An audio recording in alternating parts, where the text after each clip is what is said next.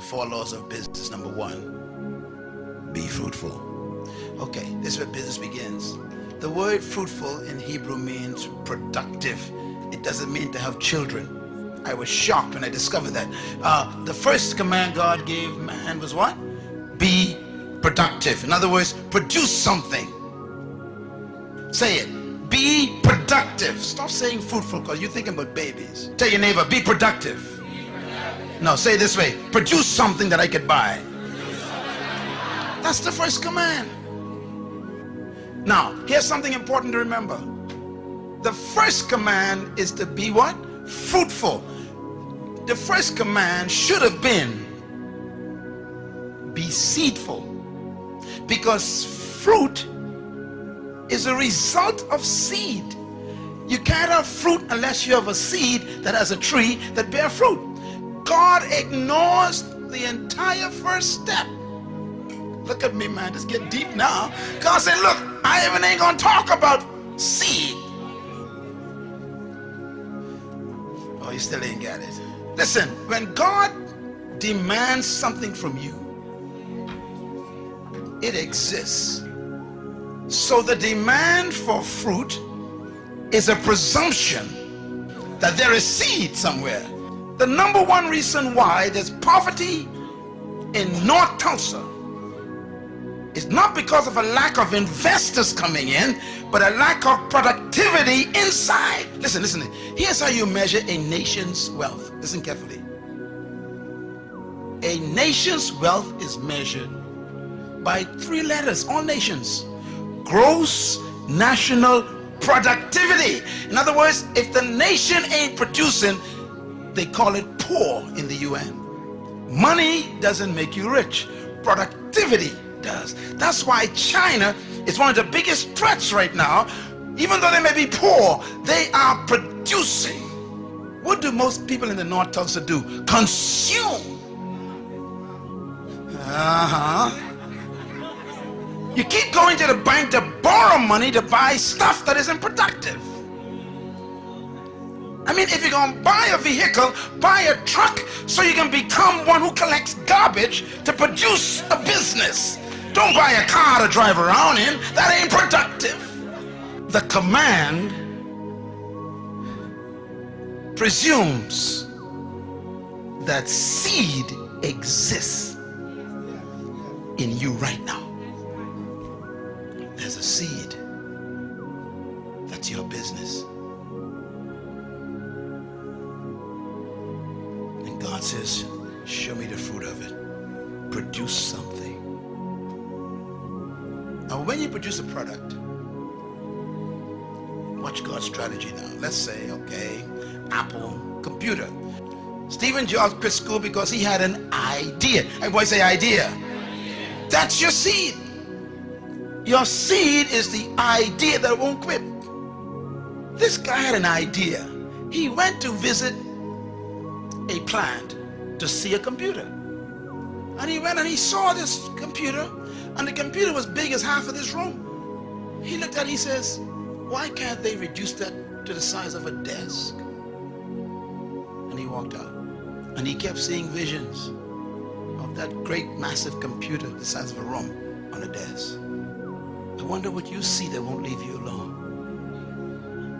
Write this down. Every problem is a business. I'm going to say it again. Every problem is a business.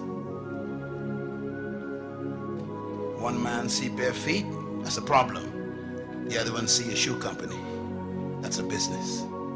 One man see a hog island, that's a problem. Another man sees a resort. That's a business. Produce your seed. Produce your fruit. And then the second command, multiply. You know, when you produce a product, then you got to reproduce it. If you cannot reproduce what you've produced, you're going to be poor. One of the keys of successful business is being able to reproduce your product 1,000,000 times more. Any good company that wants to succeed must be able to follow God's second command, to multiply. So that's why when you want to, you see, there was only one Burger King years ago, one restaurant that sold one Burger King. They refined, everybody say refined, they produced a fruit. Now everybody makes burgers, but they produce a unique burger called a Whopper. Come on, somebody.